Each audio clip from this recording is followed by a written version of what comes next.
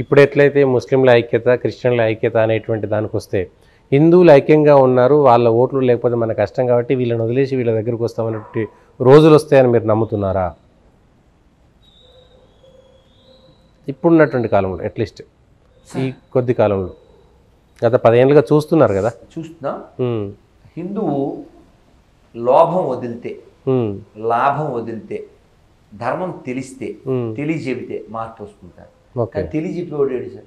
Okay, ఇప్పుడు కల్కి cinema తీశాడు నాగశ్విన్, అవును, మనం కామెంట్ చేస్తాం సినిమా చూసి వచ్చి. సినిమా మనం తీయలేంగా. అవును, నేనేమంటే సినిమా మనం తీసే స్థాయికి రావాలి అంటాను. ఓకే, విమర్శించే వాళ్ళ ముందు మనమే ఆ పని చేస్తే నువ్వు చెయ్యి, ఇలా చేయాలని చూపించు, అంతే, నువ్వు చెయ్యి. మనం ఏం చేయకుండా, ఓటు వేయకుండా, ప్రయత్నం చేయకుండా. నేను ఒక కుర్రోడిని అడిగాను, నువ్వేమవుతావు అన్న. 10 ఏళ్ళ తర్వాత 2034 సాఫ్ట్వేర్ ఇంజనీర్ అవుతారు. ఏముంది పెద్ద, ఎవరికి ఉపకారం? పెళ్లి చేసుకుంటాడు, పిల్లల్ని కంటాడు, ఓ వెళ్ళా కట్టుకుని బతుకుతాడు, సస్తాడు, ఎవరికి లాభం? అందుకని నేను వాడికి చెప్పా, you come to a position, you become IAS or IPS something else, or become a politician. దేశాన్ని చెయ్యి. నువ్వు తినేసి నువ్వు చచ్చిపోతే ఎవరికి ఉపకారం? అంతే.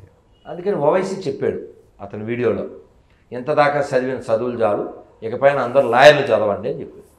ముస్లిమ్స్ని లాయర్లు చదివితే పవర్ వస్తుంది, చట్టం తెలుస్తుంది, తర్వాత మనం చట్టాలు మార్చే స్థితికి వెళ్ళచ్చు.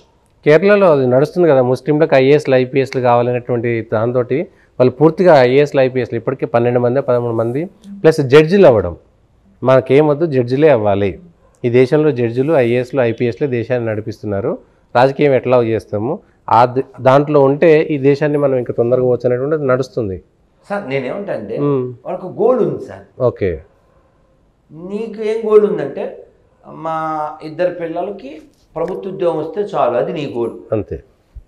వాళ్ళు 10 మందినో 15 మందినో కానీ ప్రభుత్వం మన చేతిలో ఉంటే చాలు, అది వాళ్ళ గోల్. ఎవరి గోల్ పెద్దది? ప్రభుత్వం జుట్టు చేతిలో ఉండాలి కదా. కాబట్టి ఎవరు తెలివైన వాళ్ళు? అందుకే నేను స్టేట్మెంట్ ఇచ్చా, అంటే మీరు అన్నవి జరగాలంటే present days Hindus don't become like Shivajis, don't become like Rana Pratap, don't become like Netajis. You just behave like a Muslim. Okay. అంతే, హిందుస్థాన్ నిలబడింది. భారత్ మాతకి జై.